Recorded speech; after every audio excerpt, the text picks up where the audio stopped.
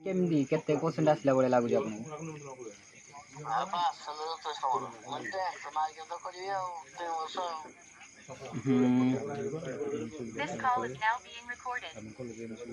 କଲେଜରେ କ'ଣ କହିଲେ କଲେଜର କିଛି ଆମର ଆପଣଙ୍କୁ କ୍ୱାଲିଟି କହୁଛୁ ମାନେ ସ୍କଲାରସିପ୍ ଆସିବ ଇୟର୍ଲି ଆସିବ 70,000।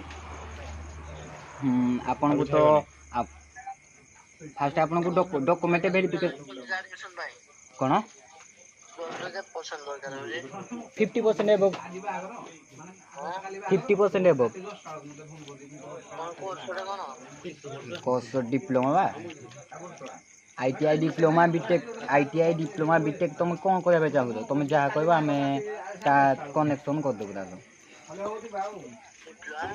ହଁ ଡିପ୍ଲୋମା କରିବ ତ କ'ଣ ମୁଁ କହୁଥିଲି ଆପଣଙ୍କୁ ପ୍ରଥମେ ଡକୁମେଣ୍ଟ ଭେରିଫିକେସନ୍ କରିବାକୁ ପଡ଼ିବ।